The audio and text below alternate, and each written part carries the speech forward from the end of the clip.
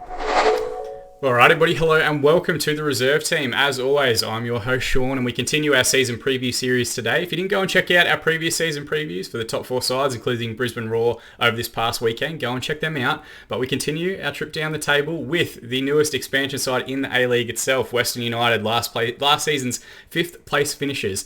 Thankfully, I'm not alone. I've brought in two experts to try and guide the conversation as much as possible. You will have seen him before a couple of times on the reserve team, both on the website and on this channel itself in a couple of our reserve team rankings videos. Michael Ireland. Michael, thanks so much for joining me, mate.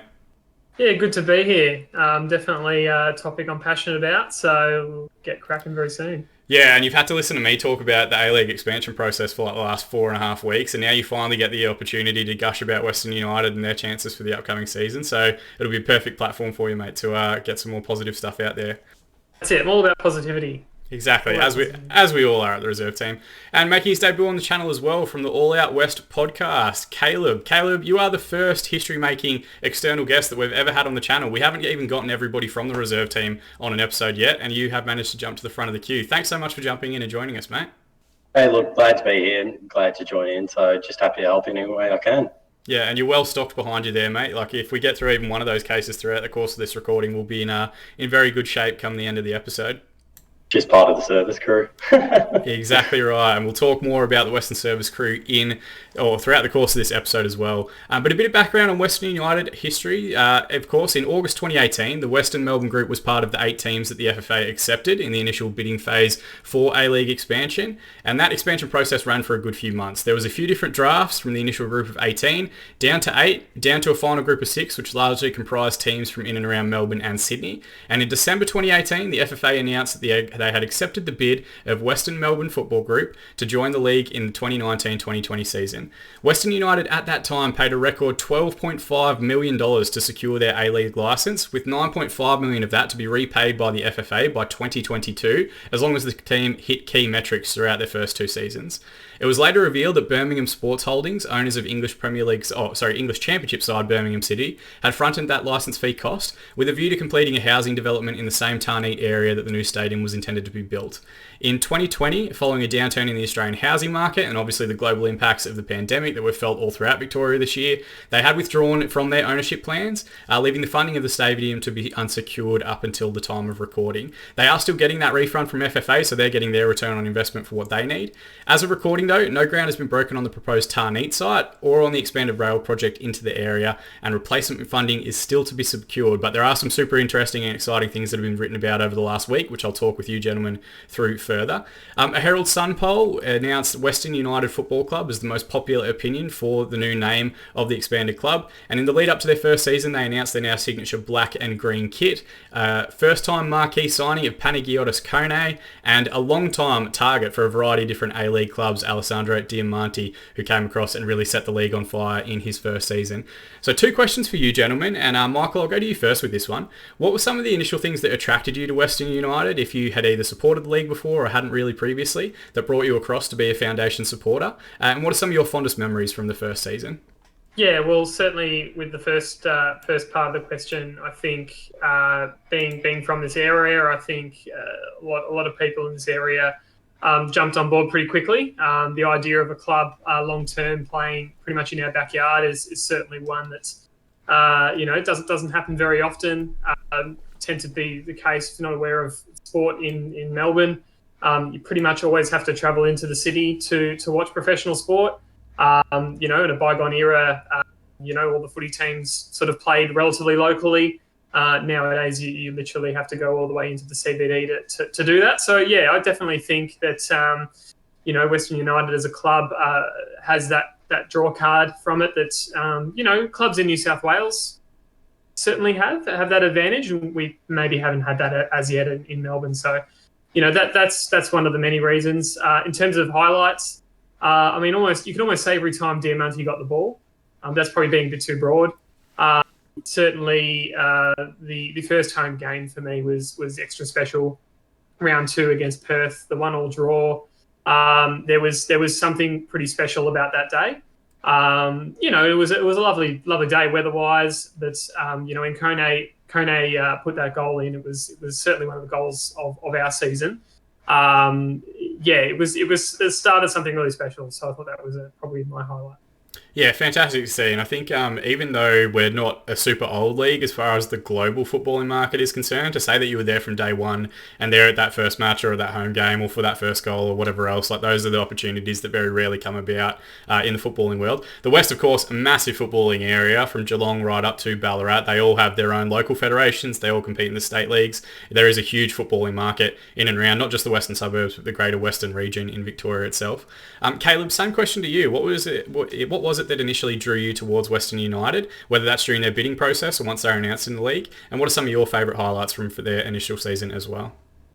Look, I heard rumours during the initial bidding process, and honestly, I wasn't very hopeful because I thought that a few other candidates maybe had a bigger push behind them and thought that they might have had a better chance. But as soon as it was announced, I was on board 100%. And mainly my reason for getting into it is that it's my hometown. It's where I grew up. It's where I was born. It's pretty much an identity of me. I live here. I work here. All my friends, all my family are here. So it's really an important thing to me that I can actually have a team that's from my own backyard and that actually I have some sort of real connection with. And coming down to the highlight of the season, I'd say there were a few, definitely. The first pre-season game at Georgie's was absolutely incredible. The turnout we got out there, I think it was like 3,000 people on a cold Tuesday or Thursday night. It was absolutely insane just for a club that's just started up. And I know there are a lot of St. George fans there too, which is a credit to that club as well, because they've done great for Western United as well, putting us up there as their home base for the time being. And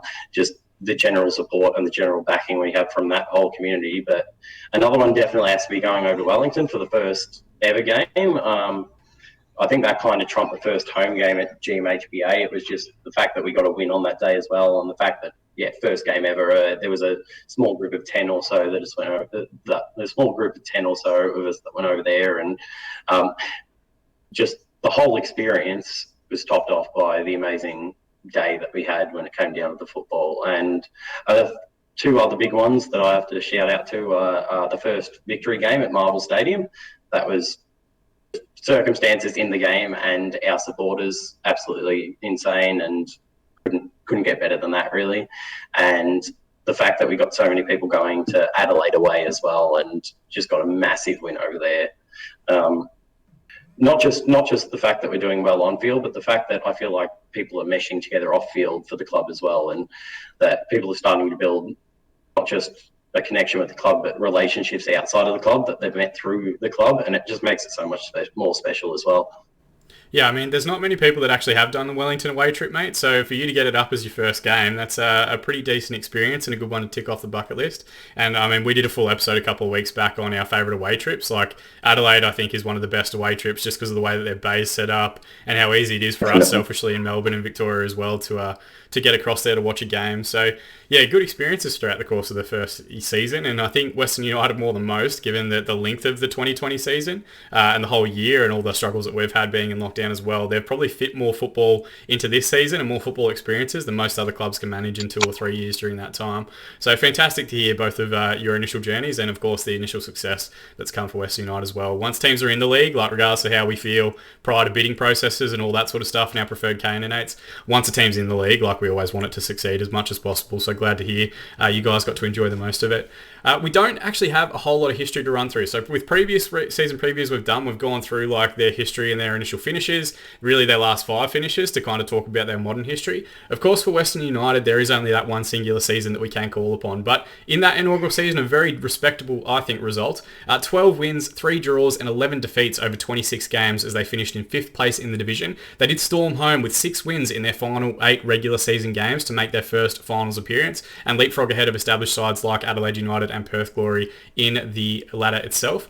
They won their first ever elimination final. This was in the lockdown hub in Sydney, so unfortunately none of us got to go and watch it during that period, which is a massive pain, but hopefully something we'll overcome in the upcoming season. Beating Brisbane Roar 1-0 in what was a very tight contest, but the overall quality of their side, we've already mentioned Diamante, we'll probably do a whole section on him in this episode as well, getting them above a very experienced and a very defensive-minded Brisbane side that can be tough to break down.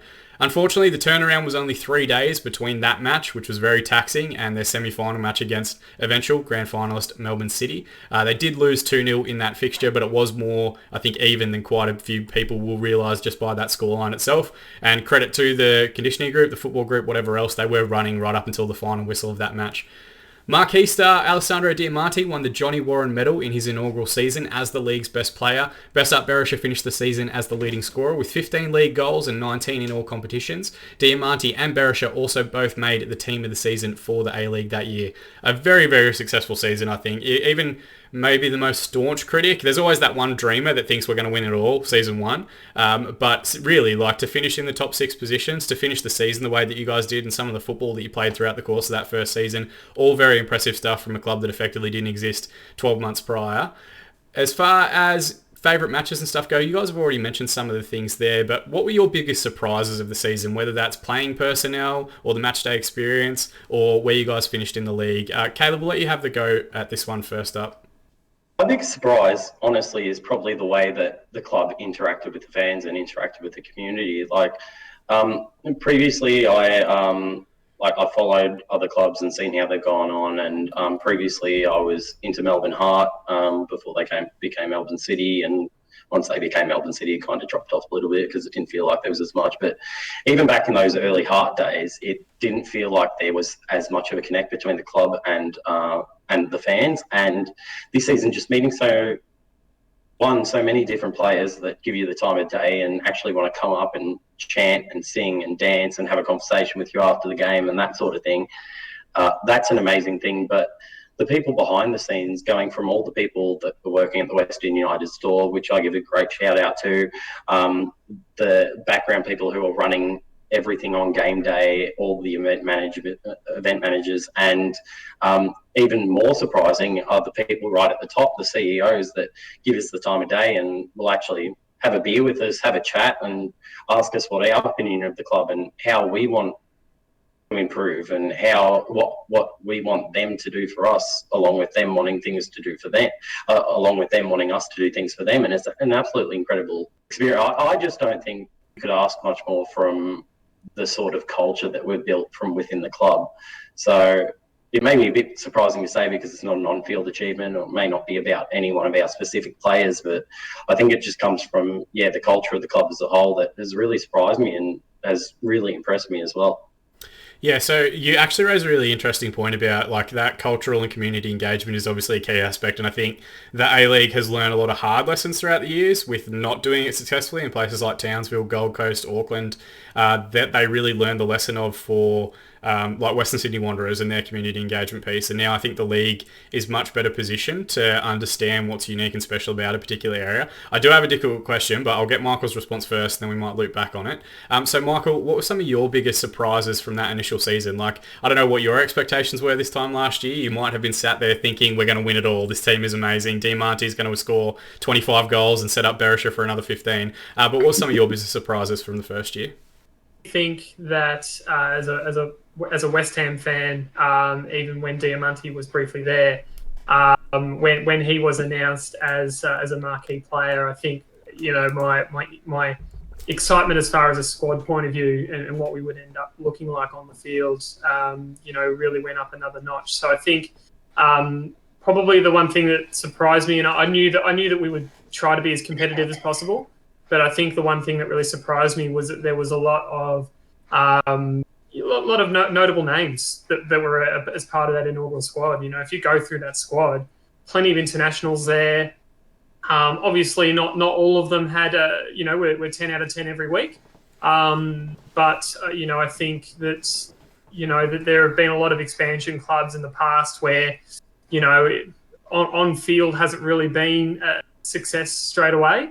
Whereas, like, I know we didn't finish in the top 2 or 3 teams, and we deserved really where we finished. But at the same time, I think I was somewhat surprised that we were quite as competitive as we were on the park. There's probably only a couple of games throughout the season where really I felt that all hope was lost, particularly that goddamn Brisbane game in Ballarat. But other than that, I think it was that was shocking, man. That was absolutely shocking. But I was surprised with just how competitive we were consistently, particularly after the lockdown, where for some reason, even though we probably dealt with more than other states as far as, what the players and the staff had to go through, we really came out of the blocks there and really, what looked like missing out on finals ended up being, one step away from actually making the grand final. So I think, definitely that was great to see. And that's probably one of those things that maybe reflects like the growing maturity of the A-League as a whole. Like it's not really that. I know we saw Western Sydney come in 2012 and do very, very well that inaugural season, but at the moment, the way things are, some of those sides are actually starting to get really stable. I put Sydney FC, like they've had that core group of that championship side for 5-6 seasons. To not be that far off that level in a singular season is very impressive. Same with Melbourne City, same with even like Adelaide and Perth. Those are groups that have been together now 3 or 4 years and are comfortable in their structures. I think I deliberately called out in that initial blurb, that run home where you kind of everything clicked for you guys and you won 6 of the last 8. Like realistically, you probably could have used another 2 or 3 months of preseason to get those games going, and then the results might have been even better early part of the season. But I think definitely what they've done well, and we'll talk about the squads a little bit further in a moment, is they've kept the core that worked quite well. There are a few outs and stuff during the course of last season. Like I thought Ursun Gulam was fantastic for you guys. I don't know what the scenario was around his departure. Connor Chapman, I'm a big rap for, back from his Melbourne City and Newcastle Jays as well. Obviously, he got big money to go back to the K-League, so that one makes sense. But they still managed to keep that core together and still managed, despite some player turnover during the season, and with the additional constraints of lockdown, to keep a relatively high-functioning group together throughout the course of that time. And I think it speaks a lot about the system that they're implementing and, of course, the creativity of Diamante. Sometimes just give him the ball and he figures it out for you, and that's a fantastic weapon to have as well. The question that I did want to loop back on is one of the criticisms that perhaps, and this has been levelled at my own club, Melbourne City, quite a bit, is that struggle for identity. And Caleb, you mentioned it about the adjustment to Melbourne City and losing some of that heart identity that came in. One of the things that perhaps could also be levelled at Western United is that it's not West Melbourne and it's not Western Suburbs. West is a very big term, and it is a massive area. Like from Geelong to Ballarat to Bendigo, that is a huge space. And yes, it's probably one that isn't necessarily serviced by a particular football team. But what do you guys think is perhaps the biggest draw card for people in that area to have a side relating to it? You guys are very fortunate that when that stadium is eventually built in Tarneit, it'll be right around the corner for you both. But for fans in Geelong, what do you think some of their vying is from, and what are some of your experiences from the matches down in the Geelong area as well? I'll go with you, Michael, first on this. Oh, sorry, Caleb, by all means, go first. Honestly, I do think the biggest draw card is, especially for a person like me, that it's my hometown and that I'm going to have a stadium in my hometown. It's not even about the trouble for me because I've been to every single home game that we've had, whether it's been in Geelong, Ballarat or Footscray. But for a lot of people, it's the fact of some people locally having something consistent to go to, and I think that's going to be a big draw card of people actually getting in and getting really involved. For the greater areas you were saying with Geelong, I feel like Geelong people have dropped off a bit because they've kind of realised they originally thought they were getting a Geelong team, like it was going to be based in Geelong, the games were going to be played in Geelong for years and years and years, and it's not exactly the case. We still want to incorporate the whole of the Western Melbourne, and even when we have our stadium, I don't see us playing every single home game there. I see us still playing a few elsewhere to kind of incorporate those sorts of areas. But I feel like a lot of them, and this is from chatting to a lot of people that I know from the Geelong area too, they've dropped off a fair bit in the sense that, they thought they were getting a Geelong team and they're not getting that anymore. Whereas the Ballarat people, I know, don't think that as much. They kind of knew it was more of a West type thing, and they're still happy to come to Tarneit. One, because they've kind of identified with the club for whatever their own personal reasons are, and two, it is still closer than Melbourne for them. So, yeah, absolutely.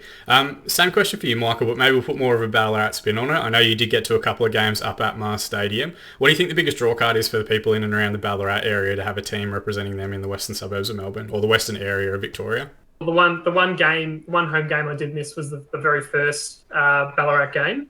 But yeah, I did go to that second one. I think, look, you look at the Wanderers and what they achieved as far as the blueprint for a specific area of a city. Obviously, Western Sydney have got that existing population, and from day one they were able to create a club with pretty quick success. I think this is a much slower burn because as much as we were. Everyone was following those podcasts and videos of people talking up the bids when the bid process was on, and every second bid was saying we're the fastest growing region, blah, blah, blah, all that jargon. And we're all over it by the time it was ready to be announced. But the proof really is in the pudding. You look at some of the council areas around the West, and it is going to get to the point where in 20, 30 years, going to the city for events, entertainment, sport, is just not going to be as viable, and people are going to want to stay local. And I think for people in Ballarat, to get back to the start of the question, it is a lot quicker. I think probably the one thing I'm not 100% sure of is the public transport element. I believe people from Ballarat would probably have to change lines in order to get back towards where the stadium is going to be. So that's probably not quite as ideal, but definitely like Caleb said, I think probably not that many people in Ballarat ever envisaged having a professional sports team, despite the fact that it is a pretty large population, a growing one as well. The fact that the club are including Geelong, they're including Ballarat as part of their catchment, I actually don't see it as much of a negative as many people sort of think. You look at City and Victory and other clubs, they do bring FFA Cup games out to the regions as well. So, it's not like around the world where you play at one home ground for all home games. I think even though our model is in place with what we intend to be, I don't think that's going to be for every match, every practice game, every single competition we play. Yeah, sure. And I guess that segues on. At Yeah, I mean, and this is the other thing, like no one could possibly have predicted during the bid process what 2020 was going to look like for Australia and in particular in Victoria, and we don't really know what that financial impact's going to be now. We'll feel that in 12 months' time, we'll feel it in 2 years' time once we start seeing some of that stuff come through based on, lockdown restrictions and the overall global impact of the pandemic, even just global recruitment like of players and stuff. We'll go through some of the ins for Western United. I think it'll be the busiest last 2 weeks of a signing window that Australia's perhaps ever seen before, just because people are trying to get clarity on who can and can't move into a country, and it's difficult to scout international players if they're not playing at the moment, or if you can't get in touch with their agents or all that sort of stuff as well. So there's additional challenges, but that does segue nicely, I think, into the stadium discussion. Now I'm going to split this into two portions, the two current stadiums, which we have mentioned briefly, GMHBA Stadium in Geelong and Mars Stadium in Ballarat, and then we'll talk a little bit about Tarneet's future stadium and what some of your hopes are for that. I have been to GMHBA, I didn't make it up to Ballarat for any of the games. It's not the greatest viewing experience, I'm not going to lie to anyone, we're not going to sugarcoat it. We're not huge advocates at the reserve team for these oval stadiums. They just don't seem to kind of suit our game and bring out the best in terms of atmospheres and stuff at our game. What are some of your experiences and what would you like to see improved for the matches taking place in Geelong? And by all means, if I'm completely wrong and it's great as a home fan, you can correct me 100%. Mike, I'll let you have the first crack at this one. GMHBA, what would you like to see ahead of the new season?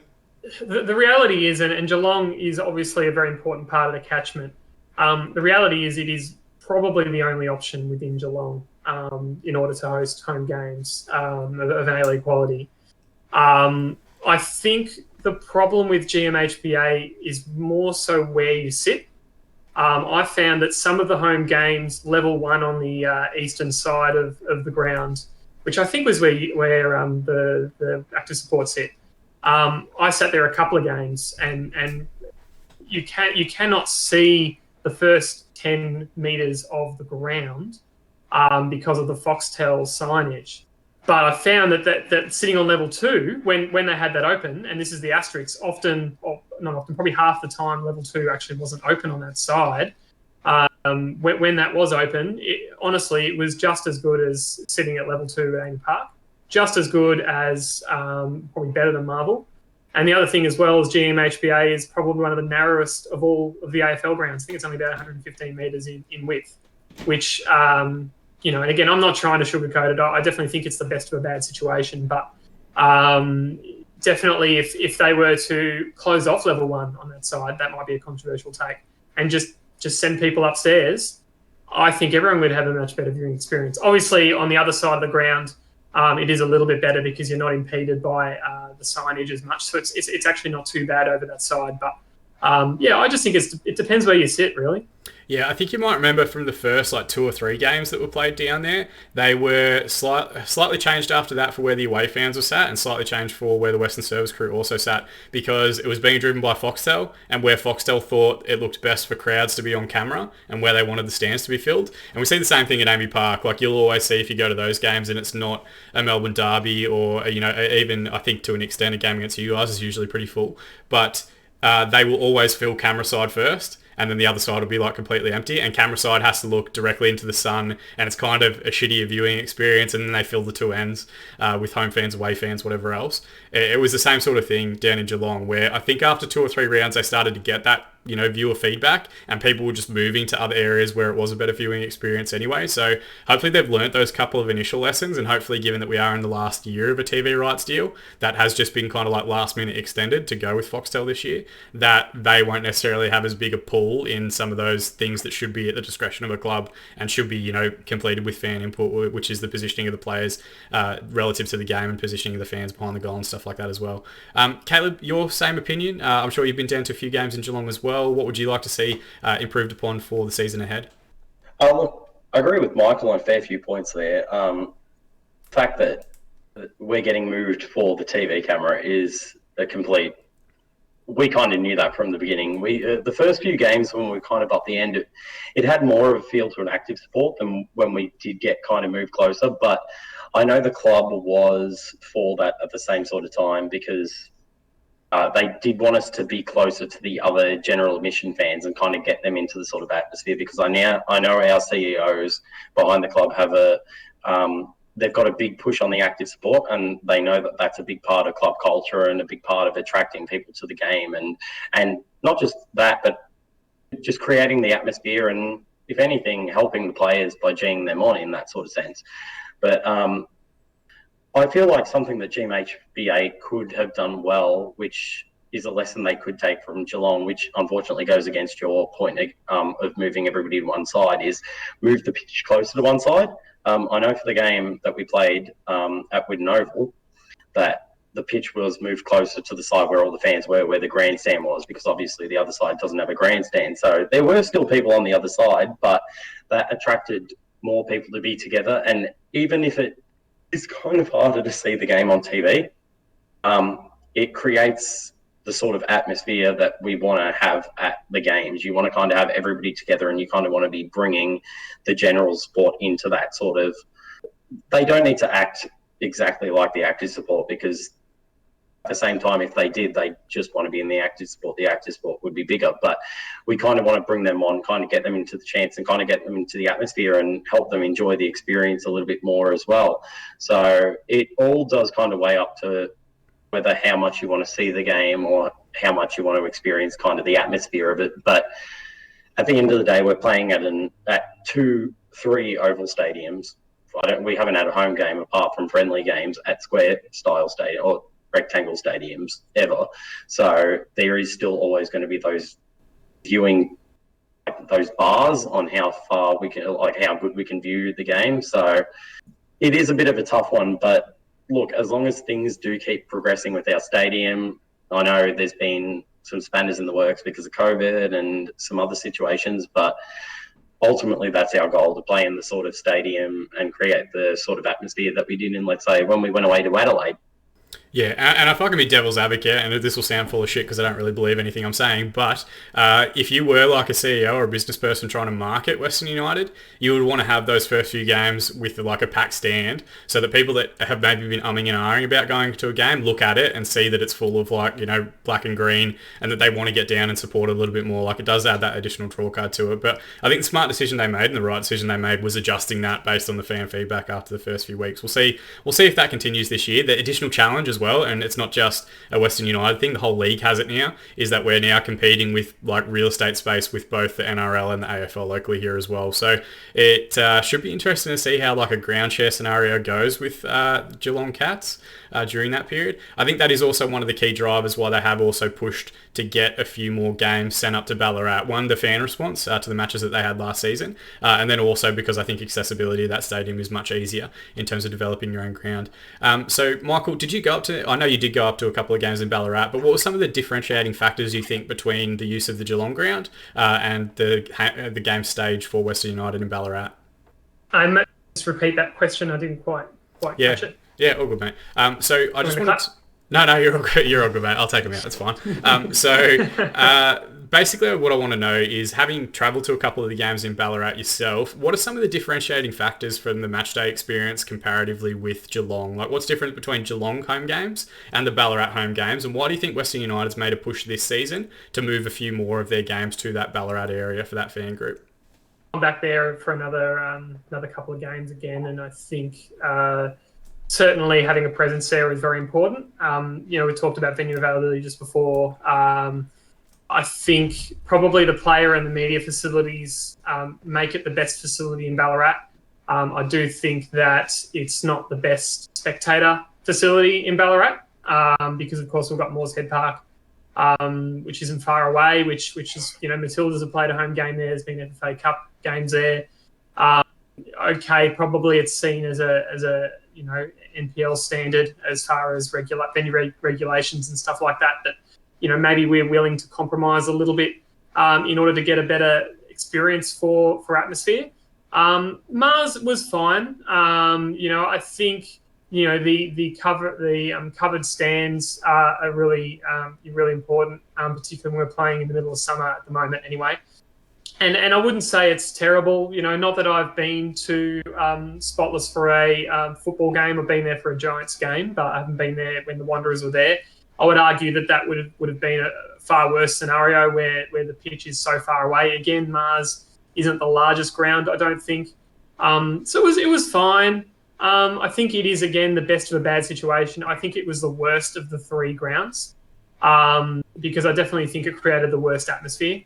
With Footscray comfortably the best on that particular day that we were there. But yeah, look, I can understand that the decision to be there over Moores Head. It's very important to get the broadcasting right and get that product on television perfect. So that I can imagine that would have been the main reason why. But we'll play another couple of games there, and I'm sure that there'll be people in the Ballarat community that will go along.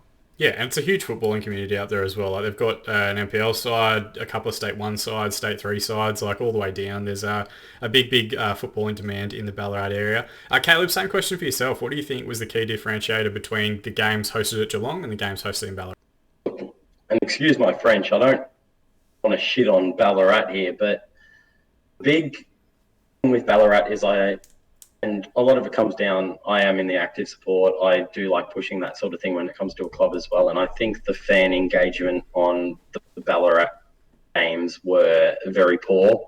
I feel like, and don't get me wrong, Ballarat is a great city, has a huge sporting community. It's got good teams, but I feel like a lot more because they don't have that sort of thing week in, week out. I think for a lot of people, it was more of a big family day out. And they didn't quite get into the sort of atmosphere that we kind of wanted from the game. It was very passive for me, and that's not me saying I want everybody to chant, I want everybody to get rowdy, that sort of thing.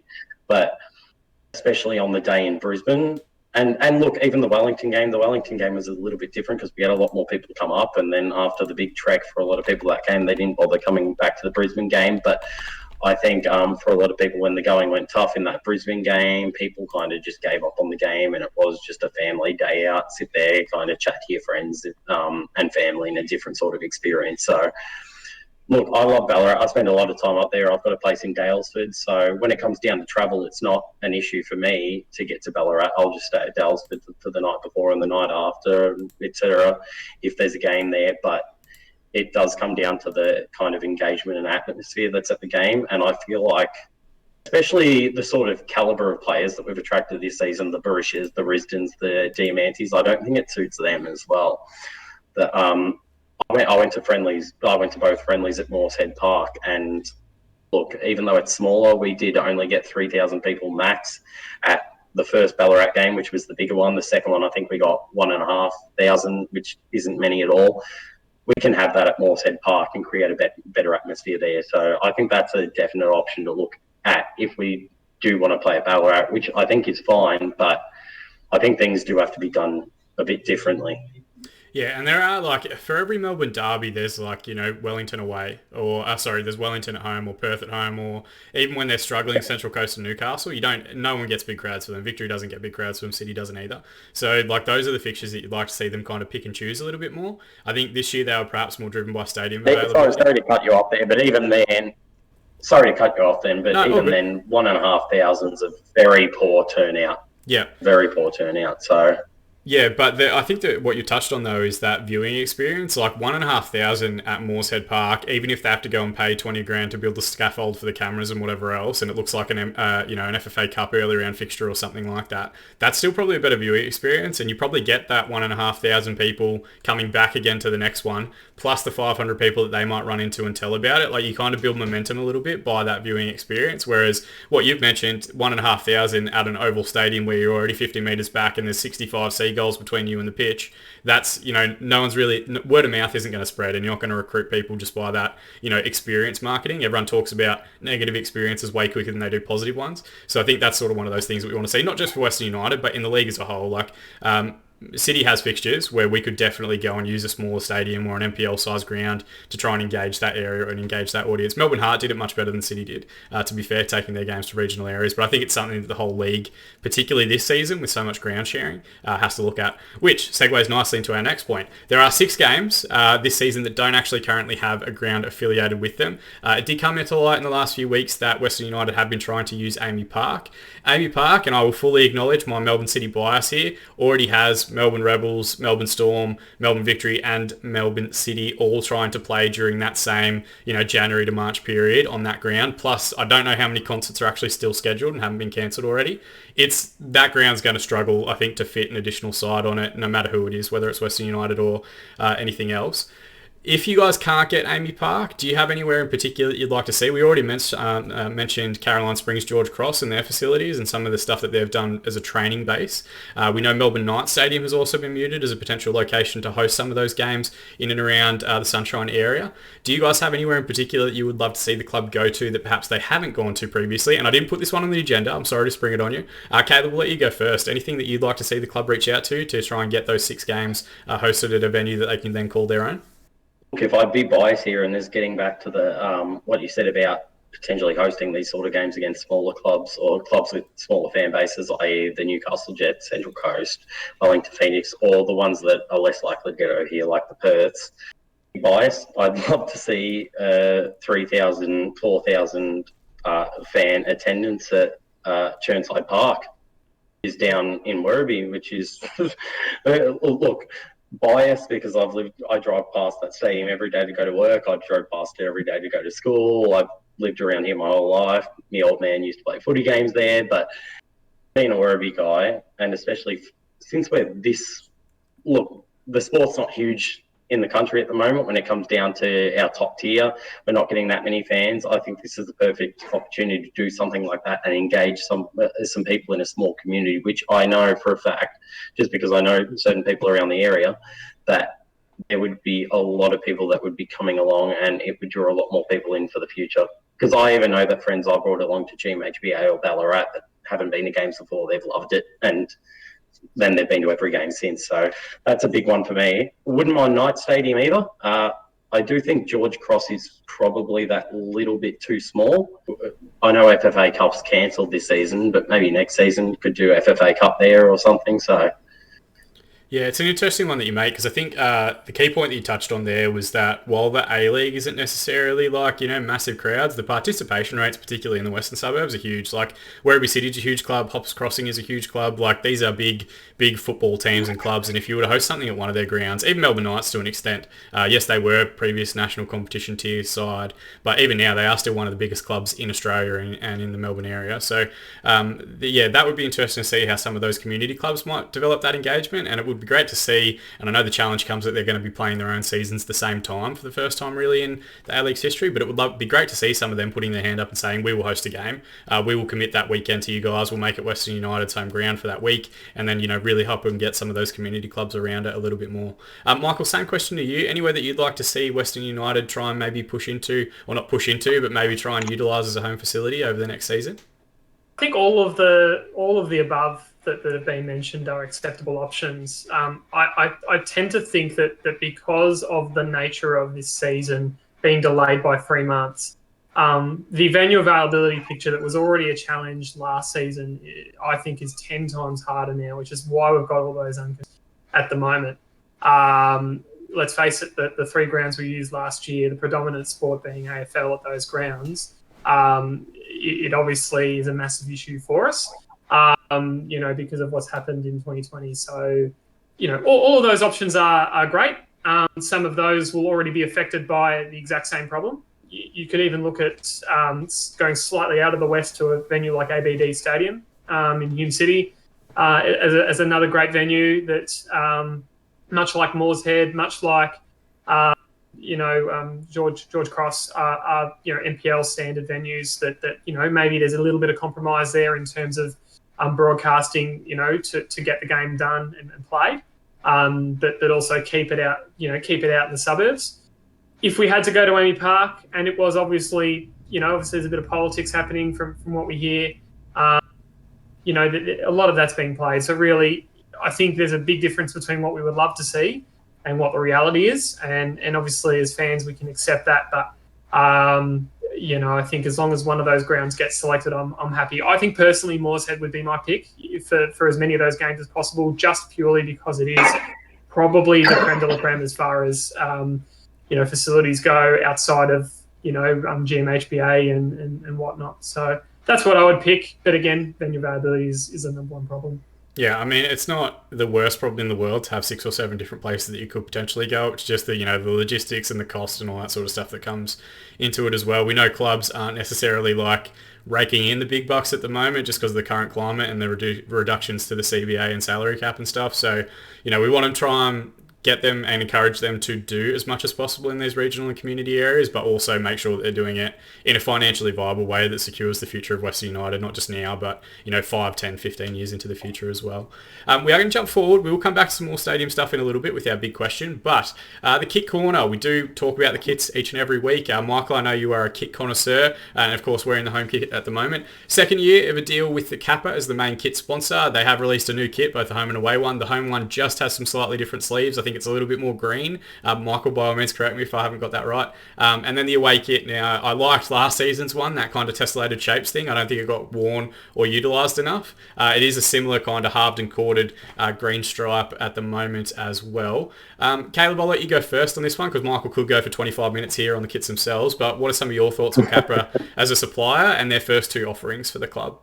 Look, I've always been a fan of Kappa, especially as I mentioned before, I was a Melbourne Heart fan back in the day. So when Kappa got them originally, I didn't know too much about them, and I was pretty impressed at the quality of kits that they put out for Melbourne Heart. And ever since Western United, I think their quality's improved, if anything. And it's not just their kit quality; it's the all-around quality of their apparel. I've got the merchandise from them that's actually awesome quality. It's great patterns. It's classy to wear as well. But coming down to the kit specifically, look, the home one's pretty much the same, so I don't have too much to talk about that. Can't be upset, can't be happy with how it went because it's just like I was happy with the last season, so can't improve on it too much. But the away one, at first I was a little bit, I thought it should, and this comes from another mate of mine who's on the All Out West podcast, Jay. His family's got a history with Blackburn Rovers, and I thought rather than doing that kind of sash thing through the middle, they probably should have just kept it the half, white and green instead of having that slash. But saying that, I think when there's a sponsor smacked in the middle, it will look a lot better. So I know a lot of people have been it's been very polarising, the opinion on it. Some people have loved it, some people have hated it, but I think once you get that sponsor smacked in the middle of the shirt, which is strange that they haven't put Pro Build there yet, because that means something else might be on the cards, but it's a solid kit. Yeah, it's a solid kit. That's all I can say on it. And I'm not gonna lie, my research for this episode is pretty much going to the Wikipedia page, and that's about it. But I couldn't actually find anything on the Pro Build relationship, and if it's continuing this season. I thought last year it was like a multi-year deal, but there's currently no real sign as to what's going to happen with that. But yeah, I'd agree with the same sentiment. I think personally, We've seen a couple of different clubs at the moment, as things currently stand anyway, use last year's kit for this season to try and, reduce their costs and I think make it easier for fans around the league. I think given how minimal the changes were to the home kit, they probably could have just kept last year's one and saved everyone, $90 and hoped that the people that didn't get the kit last time now get it this season and they recoup their losses that way. I liked the old away kit better. I'm happy to be corrected on that. I'm happy for anyone to disagree. I thought it was cool. It was unique, but I'm a bit of a I don't have the best taste. I kind of like ugly kits more than I like, clean and sharp kits. I think there's a little bit of a charm to them. But Michael, you are a resident kit expert. What are some of your thoughts on the Kappa offerings and what they've got coming up for the upcoming season? Yeah, well, obviously my bank account qualifies me as a kit expert. I think the home kit does have some minor changes in detail, like on the backers. I think a bit more green, which I think improves it slightly. I think when the club was announced as having green as one of the main colours, I think a lot of people were excited that a green kit would come up, and then I think it clicked in a lot of people's heads that that's not going to happen as long as Foxtel are the main broadcaster, because of the green screen advertising that they have. So obviously it was always going to be another predominantly black kit. The away kit I think is again very, very similar in quality. I probably agree with the, I think if it was more Blackburn-esque, I think it might have been slightly nicer. But, that's going to be under the Christmas tree for me. So, I am looking forward to it. And, again, the sponsor could change their minds. Maybe it might be some, bright colour that's inconsistent with the colour scheme. And then we flip our lid at that. But, I think they're both either slight improvements or roughly the same in quality. So, which has been high, because again, I'm a big fan of Kappa as well. I've got a couple of other Kappa kits too, and they're definitely quality. Yeah, so if there are any marketing executives or forward planners for Western United listening or for Kappa, we want a halved and corded black and green kit for next season. That would be perfect. It'd cover all the bases, and then you guys are sorted for another couple of seasons. We are now going to jump into the players. Basically, we're going to go through this in a couple of different stages. Players out. We're going to go to the big question, then we're going to come back and do contracted players currently and some of the transfers in. It's not a massive list, but there is still time left in the window. First up, we're going to go through the players out. Now, we did also previously mention that there were quite a few players that left during the course of last season. There were quite a few international players as well that made the decision to return to Europe during that initial lockdown period, which we can't really be too critical of anyone. No one really knew what was going to happen with the league season and if it was going to continue at that point. So the only players out, even though it is a relatively small squad officially this off-season, are Valentino Yule, who looks like he is going to sign with Newcastle Jets, jumping across in the league. Tierra Aradacunda, who played a couple of times off the bench and looked like he might be a bit of a live wire, but never really broke through into the squad. Oscar Dillon, who I think's moved to Sydney United in the Sydney NPL. Patrick Antelmi, who was a previous Portsmouth youngster. He's back out in the wilderness now, about to sign with a Queensland NPL club, I think. Jonathan Aspro-Potamidis, who has moved back to Perth Glory, and James Delianov, who's made the jump across to Adelaide United. Caleb, I'll go to you first on this one. Of those couple of players out, which one do you think is potentially the biggest loss? We didn't see that much first-team football from quite a few of them. A lot of them are a lot younger, and there are registration rules relating to under-23 players in the league and the amount that you can have in your squad. Anyone that jumps out at you as though as being a big potential loss, or even if you want to extend that further, a big loss from last season's squad?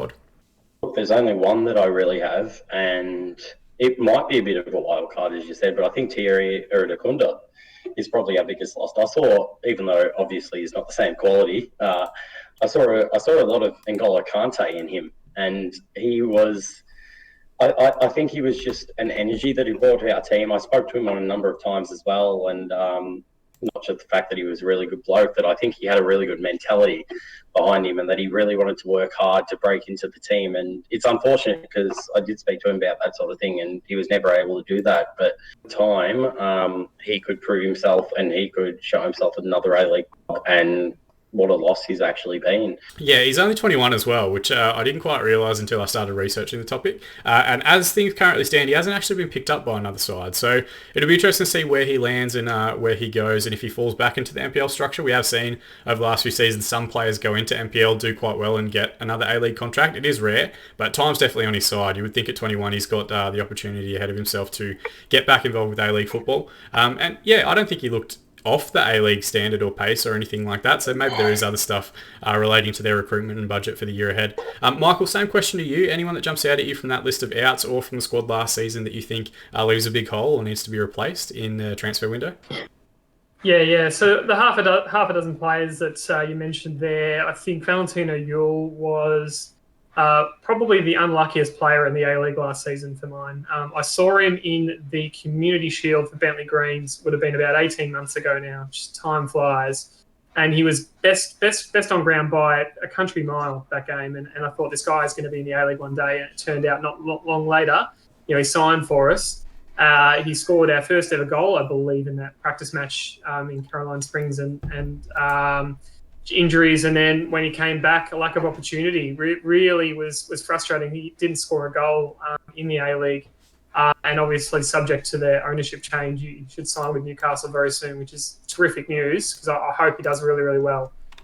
So I think for me, he was, very unlucky. But I was going to say Radakunda as well, because for me, 4 appearances, every time I saw him play, he looked like the most composed player on the park, maybe aside from Diamante. He's actually gone to Bentley Greens, I believe. Okay. I think I can't imagine he'll be there long, to be quite frank, because for me, he is better than a lot of number 6s, as in defensive midfielders, in the A-League of his age, really, in my opinion. So I think he won't be in the NPL system for long if he keeps going. I think it was a massive disappointment. The other 4 players we probably didn't see enough of, and I hope they go well. I think Delianov's potentially got a really big opportunity at Adelaide, given that they have lost Izzo there, so it really could be a really great season for him as well, because he also had some terrible injury trouble. So fingers crossed for a few injuries. Yeah, and same with Aspro Potamidis. You could probably throw him in the same category. He was a very promising youngster when he first came through at Western Sydney, and then he had a tough run with injuries. Never really got, perhaps in the environment of Western United where they do have a relatively stable back 3 setup. And then Thomas Uskok, we'll talk about him a little bit further as well. When he came in, I think Aspro Potamidis could be a good A-League player, but he's now, I think, 23, 24 years of age. Like, that time's really running out for him to get that opportunity. He needs consistent football. Perth are a whole other story, and that's a future season preview for future weeks to see how he goes. But yeah, it'll be interesting to see. I think they have kept a good core together. We'll talk about that core further in a moment. But before we go into that, I wanted to ask you guys the big question. Now, usually we try and pick something different for each of the clubs. Obviously, there's a million different subheadings throughout each different season and each different off-season. The biggest one for you guys is, what does Western United offer outside, or what offer the league outside of the stadium? Mainly because we don't really know how long that stadium's now actually going to take. Obviously, the initial structure, which we spoke about, Birmingham Sports Holdings being the key signatory to the development of that stadium, tied specifically to a land, apartment and construction deal, also in that area. They are trying to do something interesting, which was written about during the course of this week, which is called, I'll bring up the article here, it is called Value Capture, where they are effectively selling off parcels of land or development contracts and opportunities to try and fund the stadium.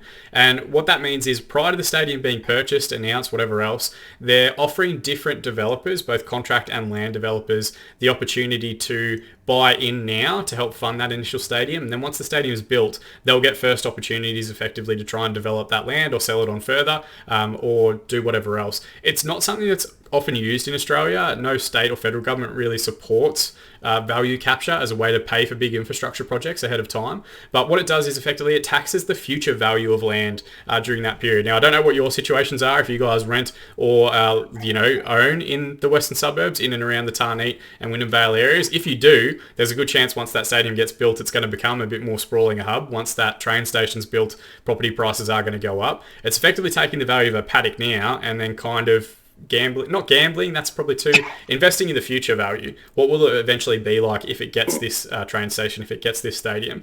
It's not something we've seen before. It could be super interesting. It could be something that we see other A-League clubs and other expansion clubs try and explore a bit further to develop themselves in some of the smaller markets or some of the smaller areas. But we don't know when that's going to happen. Because Birmingham Sports Holdings has withdrawn, it could be 2 years, 3 years, 4 years before the actual infrastructure is in place for the train station, for the ground itself, all that sort of stuff. We haven't heard much much from the club, which makes it tough to speculate on as well. So what I wanted to give you guys an opportunity to talk about is what is Western United bringing to the league outside of that stadium, which was a big part of its expansion bid and expansion process. Michael, I'll let you go first on this one. What do you think the biggest draw cards are for the club over the next couple of seasons?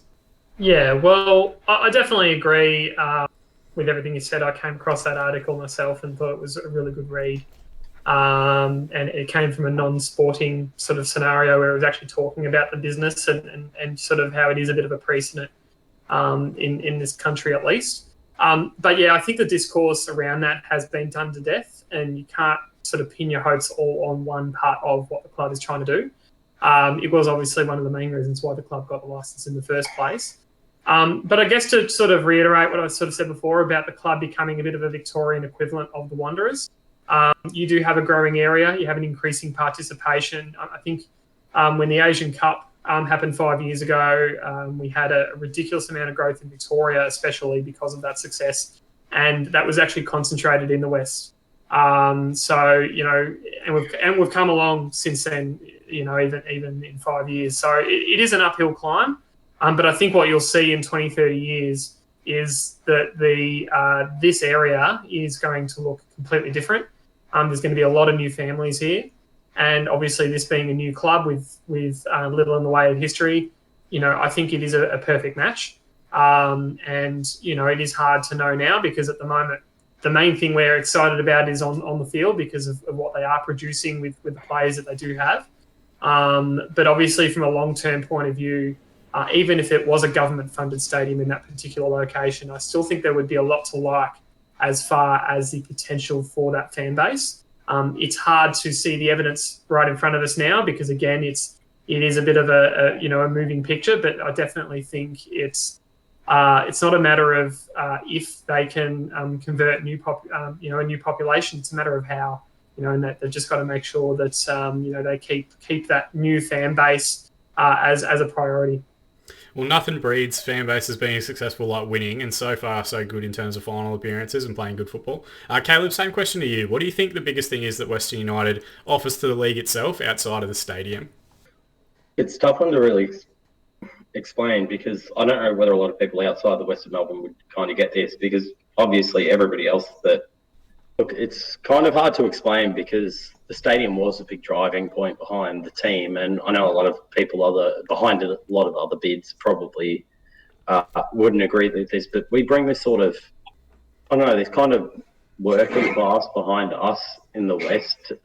We feel like we're all just kind of working together towards something, and in my opinion anyway, I know other people's opinions might be different, other people's would be exactly the same as mine, but it all does come down to we usually don't get those sorts of things out here. A lot of the footy clubs, and even back like AFL I'm talking about, but even a lot of the footy clubs in Victoria, even before it became AFL and they were all based kind of in the CBD, they were still kind of branched out in that sort of east area. And the only one we had was the Bulldogs, and that was still Footscray. So I know that Werribee 50 years ago or so, because, yeah, I had family here for that long and stuff too, heard the whole history of it. But I know that Werribee was a country town kind of back in the day, so obviously we wouldn't have got that sort of thing here. So the fact that we can kind of make history and become like the first large sporting team in the country that's from our area is a massive push, and I think it's probably maybe even a bigger driving point than the stadium to me personally, and I know to a lot of other people, others that may not be, but I think that's probably the biggest factor behind our club. Yeah, I think it's a good point because, yes, the Western Bulldogs have Western in their name, but they haven't played in the West since I think the late 70s or early 80s. So there hasn't been an elite level, internet or national competition and potentially international competition with, ACL qualification, all that sort of stuff in that area. Not for netball, not for anything. I don't think not that I'm aware of. Is there any sport? I know the baseball centre is out that way, but I don't follow baseball that closely. So that's the closest one. The closest one. And I couldn't tell you who Melbourne's baseball team is. So who knows how they're travelling as far as the other competition goes. But yeah, I think you make a good point. Like, it is good to see other areas being looked at outside of just the CBD and city locations. I wasn't, now full disclosure, and Michael's probably already aware of this, I don't think I was really interested in seeing more Melbourne and Sydney teams come into the competition during that initial bidding process, because you want to see, like a national competition represented nationally. But I think what they've done in the first 12 months is really the best that we could have hoped for from any of the new bids that have come through. There are obviously challenges, but again, I don't think they're challenges that are specific to Western United. I don't think anyone could have picked up what 2020 was going to look like, even though I've already mentioned it. And really, like, you can't hold and judge the stadium stuff as being the one thing. Now it's just about how does the league rally together, and how does the entire A-League supporter fan base try and make sure that all of our clubs are as successful and viable as humanly possible. Because to have, I think at this point, 3 out of 15 clubs don't exist anymore as far as the A-League is concerned. We don't want to see that anymore. We want to make sure that everyone is sustainable and everybody is around for the long haul, which is absolutely perfect. And hopefully they do become a key part of the western suburbs or western Victorian area and the sporting culture in and around that was like 3 out of 11 at one point. It was bad. It was bad. Sorry to cut you off there, but yeah, no, 3 out of 11 was bad. Yeah, that's fine. And we've covered that off a whole bunch of different times of what we need. I do hope that the A-League does continue to grow and expand into other areas as well. But, I think we are heading in the right direction. Some of those business-minded people that made a lot of decisions as far as the league is concerned, like David Gallup, like Greg O'Rourke, whoever else, are moving into other roles. And I think James Johnson definitely has football at the forefront of what he's trying to do. So hopefully we do continue to see positive movements for all of our clubs in and around the future. Now we are going to jump back in. We are going now to the interesting part, and the part that usually probably elicits the best response from both our guests and the people listening at home. We're going to talk about the current squad and the people that we're going to have playing for Western United in this upcoming season. I'm going to go through this list. It is pretty long, and then I'll cut to you guys to get your inputs and thoughts. First up is contracted players. You've got goalkeepers Philip Curto and Ryan Scott, Australian international Josh Risden, Aaron Calver, Tommy Uskok, Tomoko Amai, Japanese defender, Andrew Durante, who's father time at the moment, he just keeps playing A-League seasons, Jerry Skidardis, Stephen Lustica, Luke Dizelle, Alessandro Diamanti, Max Burgess, Sebastian Pasquale, Nicholas Milanovic, Besart Berisha, and a couple of other youth prospects in and around the squad itself. Of those contracted players, these are the guys that were part of the club last year that have been retained and brought into the new season as well. Obviously, there's a couple of big names in there, but who do you think might be the key players for the season ahead, and who do you think might be the most underrated players of that existing group? Caleb, I'll let you have the first crack at this one, mate. Who would be your favourite for a breakout season and the star of the team, which I think is pretty obvious if we all look through that list of players? Okay, well, so obviously it's going to be Timmer. he's the one who makes the magic. He's the one who makes the team tick. I think we'd still have a pretty solid team without him, but without him, we wouldn't have made finals last season. We would have been a mid to low table team. Even though he's a little bit older, this team, I think, because he's had more time to click with the sort of players he's been around, he's had more time to gel with them, that he might even have a better season this season than he did last time around. So I'm really excited for that. And when it comes down to players from last season, that's a young potential breakthrough star. Look, I'd love to say Ryan Scott, but I don't see him displacing Curto. I love Ryan Scott. It's big shout out to him, big plugs to him because he's just a top bloke. But Josh Cavallo, he showed some real promise last season towards the mid to the end of the season. He didn't probably get as many opportunities as he could have and as he should have, but he's a player who showed real promise. You look, in even that City game against your fellas, he won us a penalty. Did he win 2 penalties? I don't know. He won a penalty, but he played really well. And there's a few other games that he's at least held his own. Still a young fella, and we know that he's got the drive and enthusiasm to succeed. So he's one that I'm picking for my breakout star. Yeah, perfect. Same question to you, Michael. Who do you think looms as being like one of the key players? I know we could talk about Diamanti for 2.5 hours and get the Poibo shirts out and all that sort of stuff as well. But anyone else in that group that you think potentially looms as being a key player for the season ahead? And anyone that you think jumps out as being perhaps having their best year or their breakout year for the upcoming season? Yeah, well, I think, the established players of the club are well known. We talk about Diamanti so much. Curto, Risden, what those sorts of players provide is immense. I really think that when Stephen Lustica joined the club mid-season, I don't think I anticipated he would be as good as what he ended up being, and we really needed someone in that position after Dario Yurtex, I think was okay, but at times a little frustrating. So someone a little bit younger but still quite experienced, has played everywhere. I think he was terrific. But one really to watch, I think, is Tomoki Imai, which I think, was what Fox Sports were really bigging him up as well when the season was recommencing. I think that Ballarat game against Brisbane might have been his first or second game. And I started to develop some grey hairs as that game went on, because the amount of mistakes that he was making were utterly frustrating. And we thought, we'd pick someone from the Sunday leagues in Japan. But by the time the season got to the end, he was pretty much one of the first players on the team sheet, as far as I'm concerned. He was absolutely fantastic. So again, once he adapted to the A-League, he really did quite well. I know he's not, youth player, but I do think he's one to watch for the season. Yeah, I think arguably he was probably the best. Sorry, can I say something about Tomoki Mai quickly? Yeah, go for it, mate. When he first came in, I think it was the first pod that we were actually on for the All Out West, because we didn't start it with the other fellas that begun it, but we tagged on later on. And it was just as he'd signed, and I know my housemate and my partner, who I got, not partner in that sort of sense, but friend partner, that we do all the Western United stuff together. He was ratting on Tomoki Mai that bad, because we were sitting there looking at his stats, and he literally he'd played like 14 competitive games in 3 years or something. So it does really explain why it took him a while to get up to speed. That he hadn't played that much. He probably hadn't trained with the first team for a while. And the fact that he came to Western United, got a few games under his belt, COVID did hit, but then he actually got a decent amount of training with the team and was built within the core of a team. I think he's actually going to be a great asset to it. On top of that, I think he's only 29, so he's essentially in his prime for a central defender.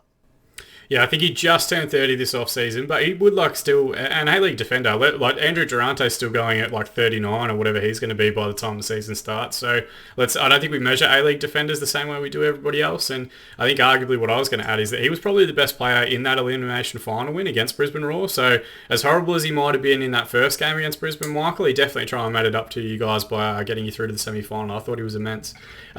It's not a massive list as well as far as transfers in are concerned, which is the challenge. We are recording this still, I think, exactly 1 month prior to your first fixture ahead of the A-League season. Lachlan Wales, winger, has joined from Melbourne City, moving across town or out to the western suburbs. And then a very interesting one, Victor Sanchez, previous Espanyol captain with about 320 La Liga appearances to his name, joins. By all accounts, our scouting report, which is just basically me looking him up on FIFA or Football Manager, says that he is a decent number 6 player and does look to control midfield quite well. Obviously vastly experienced.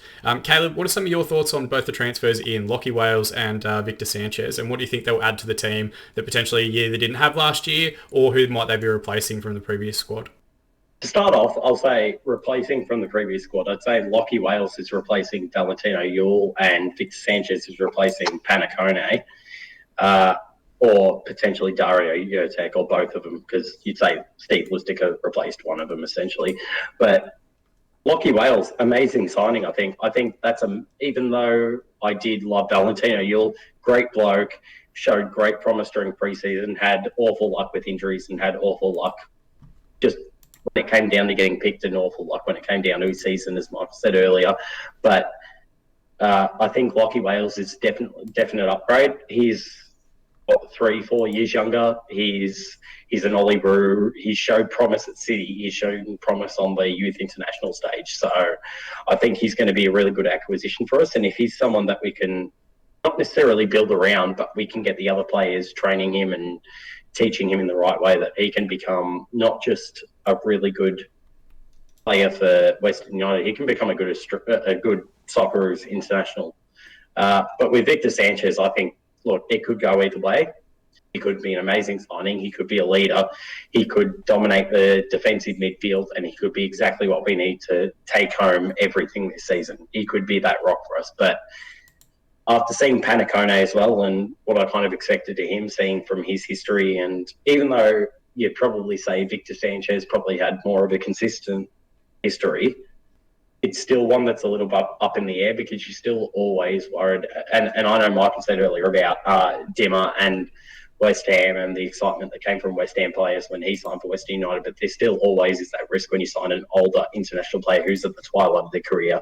So I'm just hoping that he's not a Kone and he's a Diamante for us. And honestly, I think there's more of a chance of him being a Diamante than a Kone. Yeah, I think the interesting one is, and it's not a slight on Kone at all, but it's always weird when you see like a marquee player that's a defensive midfielder. Like we don't do, like there are certain positions that I think we develop really good Australian players for, and central defence is one of them. And I think, defensive tackling midfielders, we don't do a terrible job of either. So there is a market for Australian midfielders. Yeah, and goalkeepers as well, another great shout. And like we create good athletes. We have great athletic programs, so we can do fullbacks and we can do wingers. But really it's when you see marquee players that don't that kind of play within those positions, it always feels like a little bit of a wasted opportunity. To my knowledge, and by all means, if I'm wrong, let me know in the comment section below, but I do think that Victor Sanchez is inside the cap, which does mean, and I don't know what the budgets are like, there is still that potential that someone comes in outside the cap, and there are a couple of places which we'll talk about further in the next segment that maybe we do need to look at recruitment, or you might want to see additional players added in. Michael, of Lachie Wales and Victor Sanchez, what are some of your thoughts, and what are you hoping they'll bring to the team this season? I think Wales has been in and around the league for quite a while, and I think he's played upwards of 60 games, and for someone of that age, that is a lot of senior football. That really does put him in a good position, whereas a lot of players probably haven't got as much of an opportunity. Probably needs to work on his end product a bit. Don't know that he scored all that many goals, but I think in the I don't think he scored any. I think I don't have it in front of me, but he may have scored, I think, 3 or 4 goals in his career. So he definitely has before, but it's not a lot for a player who is in the attacking half of the park. But look, I think that can come with a bit more confidence, a bit more, being thrown in the deep end and being trusted a bit more. He may not be, a Socceroo tomorrow, but it may well be a player that has a lot of potential to get to that point. So I think it's a very positive signing. With Sanchez, he's played almost his whole career in Spain. I believe there's a club in Switzerland he was briefly at for a season. If he's anything like some of the other defensive midfielders that have come out of Barcelona, he may not be a Busquets, but hopefully he, like Caleb said, I really hope that it's not another Kone situation. I quite liked Kone, just not as a marquee. And I think I do hope that Sanchez brings a similar level of experience, and with added polish, to that defensive midfield role. Yeah, I mean, he's got the pedigree. It just remains to be seen. It's tough, I think, changing countries and cultures at 33, at any age, let alone 33 years of age. And we have seen players come from Europe and do very well in the league at that age and from that area, but we have seen a couple of others go the opposite direction as well. So it's one of those tough ones. Time will tell, and I think Western United have some big friendlies lined up in the next few weeks. So maybe it's tough having this conversation now, a month out. Maybe in 2-3 weeks' time, once we've actually seen glimpses of him here and there, that it might be an easy one to kind of judge where he's going to sit in the season. But we hope for the good of the league that he is a successful recruit and he does well. I have also asked both of you guys to kind of put your money where your mouth is a little bit in terms of your expected or preferred lineups for the season ahead. Now, of course, before we get stuck into these, form, fitness, injuries, all that sort of stuff happen throughout the course of the year. There will be different shapes, formations, whatever else for different oppositions, different opponents, whatever else. But I just think it's always a good exercise to kind of go through and see what the fans are thinking as far as strongest possible 11s are concerned. So Caleb, we're going to jump into yours first. So, as you can see on the screen here in front of us, you've gone with the 5-2-2-1 or the 3-4-2-1 or the 5-4-1, whatever you want to refer to it as, but basically the same structure that Mark Rodana's used at Wellington Phoenix and at Western United as well. Do you want to walk us through this team a little bit? Where do you think stands out as being potentially a strong area? And potentially, because the transfer market is still open, where do you think might be an area that we need or that Western United needs further depth or a little bit more input, or you'd like to see some star power added? Look, everybody's probably going to want to start on the massive one is the fact that I included Max Burgess in that. But he's still a player for us at the moment, and I'm hoping that he can be with us come this season because he was a massive asset to us last season. And by the off chance, if you're listening to this podcast, Maxi, stay with us. We love you. We want you to stay with us. We probably won't love you if you don't. but it's more so the fact that I think we ended up probably performing slightly better than we thought we were going to last season, and I think this formula's worked really well for us. I don't think we have the personnel to play four at the back because Connor Payne's become a mainstay for us, and I don't think he can play the actual left back position. But the left wing back's completely different. He's learned how to play that. He's done really well, and at the end of the day, he's still an attacking player. He started off as a winger or a striker or whatever he was for Victory. But the strongest points are obviously Diamante and Kurto, because Kurto's still a top quality goalkeeper. He's still probably, I'd say, when it comes down to technical skill, he's probably still the best goalkeeper in the league. And Diamante, that just speaks for itself.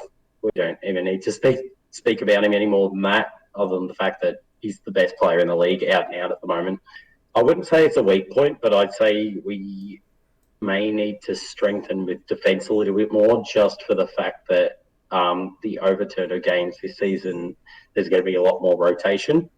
So even though I put in this team for my defence, it's not my set defence, because BJ Hamill is still a massive player for us. Andrew Durante is still a massive player for us, and they can all still kind of intertwine. But I think, one big thing we're missing is that massive centre back that's going to be playing week in, week out, that can control the team and keep things consistent, because I think that's the area where we're going to chop and change a bit too much, and it might hurt us.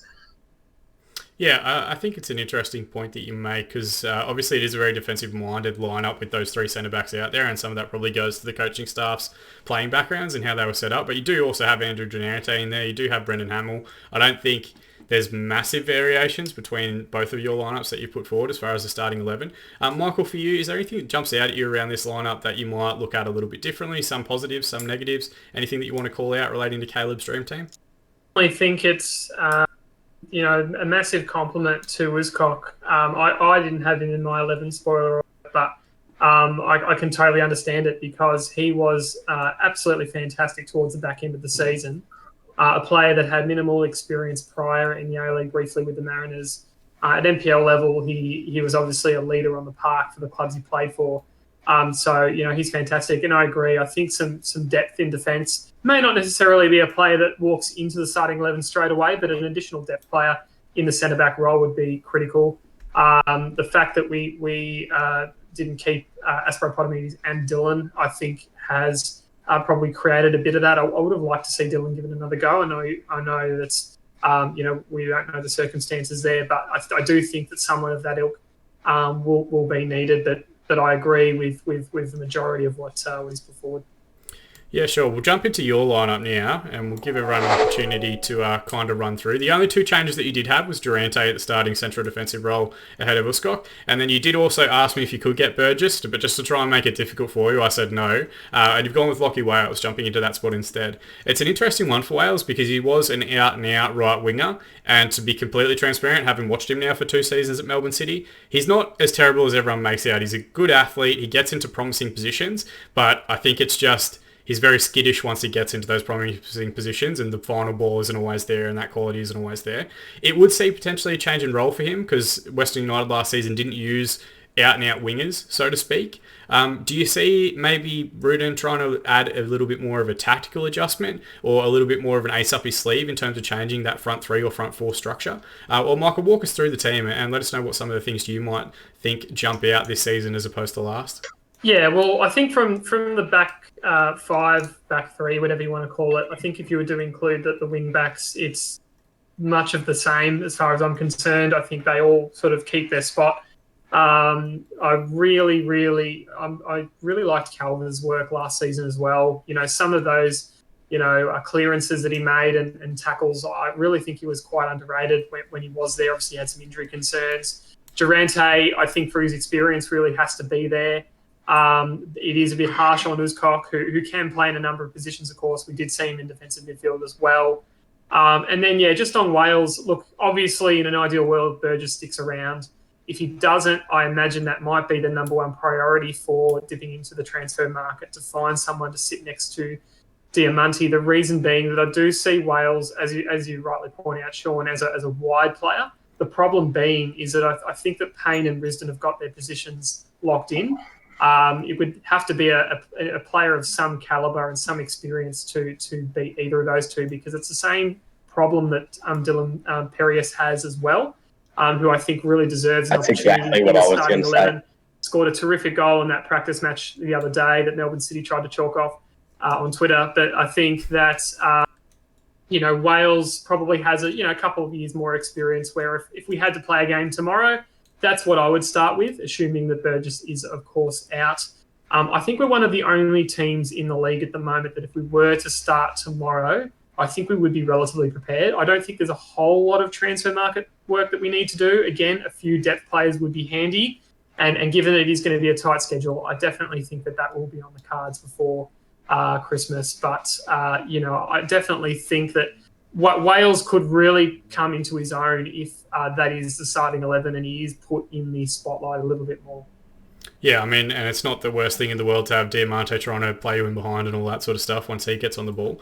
The thing that I will post to you guys is, and this has been a criticism of done at both Wellington and now at Western United, this is a very, very old team. I think actually this starting 11, and I'm just pulling this out of my head, I haven't done the math on it, but would be the oldest starting 11 anywhere in the division. I think the youngest player that's on the park at the moment would be Lachie Wales at 24 years of age, and I think for yours, Caleb, it was Burgess at 25. You've got Beresha, who's 37, Diamante, who's 38, Durante, who's 38, Sanchez, who's 34, Amai, we mentioned, is 30, Connor Payne and Josh Risdon, both 28. It's a side that still probably has 2 or 3 years left in it, but it's not one that's perhaps set up for the next 5 or 10 years. One of the guys that you left out, who I'm actually a huge rap for, I played against him back when he was like 16 years of age and he tore me apart, is Sebastian Pasquale. Obviously had a great career as a youth player at Melbourne Victory and then at Ajax, and he actually played, I think he started 3 of the last 6 games of the season where you guys went on that impressive winning streak, including the final match of the season against Melbourne City. He's one that I'd love to see come in. Is there anyone that you think is outside this starting 11 that may potentially be pushing to maybe take one of the starting spots from these guys? Caleb, I'll let you go first. Who do you think is the most promising prospect that we might see break into this starting 11 over the next 12 months? Dylan Perius, easy.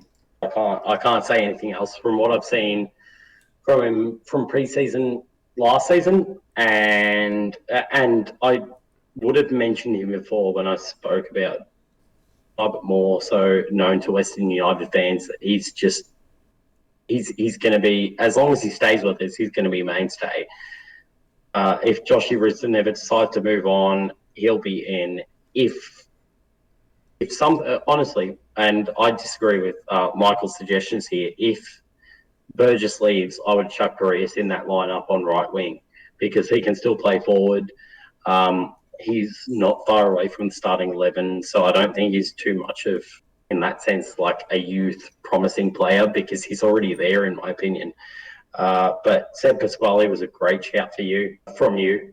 And another one, as I said, was Josh Cavallo. That would be probably the only 3 that I could see at the moment displaced. And Jerry Scatardis, but that might only be through injuries. And same question for you, Michael. Anyone that you think, or is there a position on this thing that you think's a little bit up for grabs that you might see a youngster grab an opportunity and take for themselves? We have spoken about Wales, we have spoken about Piraeus, but anyone additional in the squad? Yeah, well, all of those players that we've mentioned, I do think that of a player that we haven't mentioned as yet, I think Luke Duzel could be a bit of an unknown factor this season. I think he may have only played 1 or 2 games. But yeah, he is also very hyped as well. It happens to be playing in a position where we may be about to lose a key player in attacking midfield. So I think that is another, maybe he's a bit of a dark horse because he is still quite young, but because I definitely think Perius, Scatardis, Uzkok, even though he's not a youth player, but I think he's obviously another one that only just misses out from my starting 11. The other one I also wanted to give a shout out to, just purely because I think that it was disappointing that he didn't get enough game time last year, is Stamatolopoulos. I get it that Berisha's there. I get it that he's the best striker in A-League history. But I found it quite frustrating that in games where we had a tight turnaround in days, that he was still starting up front, and that I do think that Stamatolopoulos could offer something up front for us, and it's about future-proofing this team. As you rightly point out, there's a number of players in this team that this could be their last season or their second last season. And, we're setting ourselves up for, quite a high turnaround if we're not going to give these players a chance. So Hopefully, one of the downsides of this season, where there are quite a lot of midweek games and a lot of quick games we need to play consecutively, is that those players will get that shot as well. But I really think that Parias is the number one player that is very unlucky. Yeah, absolutely. I think you both made good points, and I think it's always good to have that conversation as a fan of a club and to have a strong starting 11 and then, 4 or 5 other players that you could see coming into that lineup at any point and not losing too much quality or potentially, being a breakout star for that year. I think that's always exciting to look at. We're going to jump back in. We've got a couple more topics and we'll get through those as quickly as we can. So, jumping back in, the active support, of course, the Western Service Crew. Caleb, you are a part of the Western Service Crew. They have been available since the very first day. I think that the Western Melbourne group was announced as a bid winner. Obviously, always super keen to see active fan support getting involved in and around the league itself. What I want to ask you guys, though, is if there are if there are fans in the Geelong area, in the Ballarat area, in the western suburbs themselves that maybe haven't been to an A-League game in a while, that haven't given it an opportunity, what would you try and present to them to actively recruit them down to a game? The A-League and sometimes the clubs are a little bit guilty of not doing the best in terms of their marketing and how they try and bring undecided fans or fans that play the game but don't necessarily support the A-League 2 matches. How would you present to someone there that's a prospective Western United fan and get them to come in? Caleb, I'll let you have the first crack at it, mate. What would you tell someone that's a budding fan? See, compared to other clubs, I think we've done pretty well. There's been a lot of promos that haven't just been about the club per se, about what's happening on field. There's been a lot of promos of what's happening off the field and what's happening with fans, and there's been a lot of interviews by people like myself and other people within the service crew, and on top of that, there's been promos of us doing what we do on game day. We show up. We get around the team and we try and spur them on and we try and make as much noise as possible. And that's what an active sports group is all meant to be about. It's meant to be about being inclusive, including everyone possible that you possibly can, and trying to make noise for the club that you all love together. So I think the club's actually worked well in that sense that they've tried to push people with the active sport. The fact that they've made active sport memberships the cheapest this season possible. And I think the fact that we're all kind of just doing our own small level promoting, whether it be talking to friends, whether it be posting on social media, just sharing stuff that we get up to, the meetups that we do at pubs, which we just try and chat to other people who may be interested in the sport, may not be interested in the sport, but try and just tell them what we're about and what we're doing. It all matters. So I think that sort of fan interaction on the side is really crucial to that sort of the club. And I think the fans have been really incredible throughout this whole experience as well. So that's my take on it. Yeah, absolutely. Michael, same question to you. How would you try and sell Western United or get someone through the turnstiles for a match if they're a prospective fan? Yeah, I think we touched upon this earlier. I really think that the ability to engage with fans is absolutely critical, and so far it is hard to fault the club in terms of going out to places within the catchment area, places that are unlikely to ever host games, places like Warrnambool and Colac that do have a population of people that really probably aren't even aware of the A-League as a product. I think that's something that we really haven't seen this side of Victoria up until now. So I think get on board with a winning team that wants to engage in your area. It's not just a generic club that just plays in Melbourne. This is a club that will go out there and play, as much as possible. Obviously, 2021 is going to be a difficult year for the A-League. I think we all know that. But get on board with a team that's winning. More often than not, there was positivity, smart, free-flowing football. If I raise the memory of that one day in Ballarat, I can definitely say that's under oath. There's a bit of short-term pain in playing at a number of grounds in less than ideal circumstances, but it is eased somewhat by that on-field investment. You can play in a fantastic stadium and really have good atmosphere, but invest in a State League 5 team and no one is going to go, let's face it. So I think the fact that they have really, as we just discussed, almost got every part of the park pretty settled, bar a couple of, positions where some depth is needed. That's a sign that if we were to play tomorrow, I think that people will be quite excited with the brand of football that we will hopefully play. Yeah, absolutely. And I think you hit the nail on the head. It's always good when you're winning. And at the moment, Western United have a squad that's more than capable of doing that. So always easier to get people in and around from there. Now, fortunately, you guys are the beneficiaries because the fixtures came out last week. We haven't actually, for our season previews, been able to talk too much about round one fixtures. You guys are, of course, playing on Monday, the 28th of December at GMHBA Stadium, Adelaide United, to kick off the season. It is the first game in Victoria since lockdown and restrictions have eased, which will be interesting to see how that plays out. Hopefully a month from now, hopefully after Christmas, we can get a few more people through the stadium. I think it's 25% at the moment of the overall ground capacity. Hopefully, fingers crossed, we can get a few more over the line between now and then. I wanted to hear from both of you about your season predictions and your expectations for the year, where you think is an achievable pass mark for the Western United squad in its second season. Michael, I'll let you have first crack at this one, mate. What do you think the prediction is for the year and where do you expect them to finish? Look, the aim has to be finals. And I think if you miss out on finals, it would be a bit of a failure from that point of view. I would absolutely love to see a top two finish and potentially some silverware. We understand at this stage that there will be some sort of cup next year. Who knows what 2021 is going to look like? So it is going to be different. But yeah, my expectations are, to finish similar to where we did. I am predicting us to finish maybe fourth. I think the same top two, will be there. Clubs like MacArthur, Western Sydney, Wellington, Perth, I think they'll be in and around the six as well. But definitely that first game against Adelaide, maybe I can't put too much banter too much because obviously our overlord of the reserve team is an Adelaide United fan, so I really can't say too much. I will praise their social media team. They've done some pretty good marketing over the last week with the fixtures coming out, but let's hope that their on-field presence is not as strong. Yeah, I mean, we all need to try and get our unpaid internships renewed for another year, so we can't say too much negative towards Adelaide United. Same question for yourself, Caleb. What are your predictions for the season, and where do you think is an acceptable pass mark for the side to try and finish in its second year? Look, acceptable pass mark, I think it's sixth. It's to make finals. It's to do, even though we finished fifth this season, I think a sixth is an acceptable pass mark. But my hope is that we're going to finish top two. I think we have the quality in the squad that we can finish top two. I'm thinking we probably will finish about third or fourth. But second, I think is an achievable goal. That way we get Champions League. That way we make finals with home finals, which is exactly what we want as fans, which hopefully we can still go to them at that time. As you were saying before, Shaun, our squad hasn't changed too much. So I feel like we have one of the better cores out of any other A-League squad at the moment.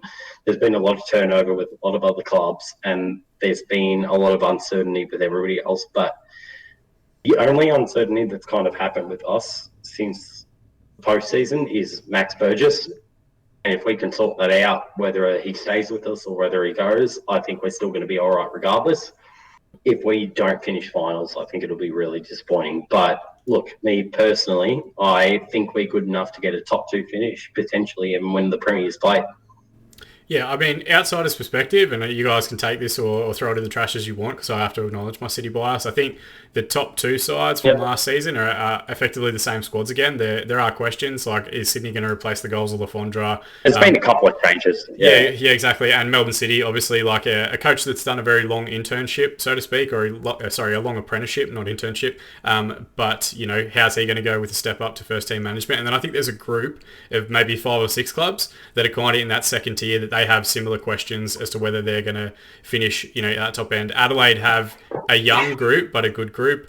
We don't know how long it's going to take Carl Robinson to kind of instill his inputs on Western Sydney itself. We don't really know how Perth Glory is going to recover with the loss of Popovich and another inaugural coach. I don't see any reason why Western United couldn't be right at the tippy top of that group and up towards the top end of the table again, building on last season. The one concern that I'd call out is some of those players in that starting 11, if one of them goes down, is the depth necessarily there to cover that position for the long term in the future? But I think you guys have called out some very important young players that could potentially step up and have big years, and that's what we want to see everyone building for the future and for long term. But that does bring us to an end, gentlemen, we've covered a tremendous amount of stuff. I want to thank you both for coming on, of course. It's always great to talk about football, and it's always great to talk about the exciting times happening in the western suburbs and western parts of Victoria. Michael, I'll go to you first. Any plugs for your social media? If people want to check out more of you and more of your content, where should they head? Yeah, we'll have a look at Island ERM on Twitter there.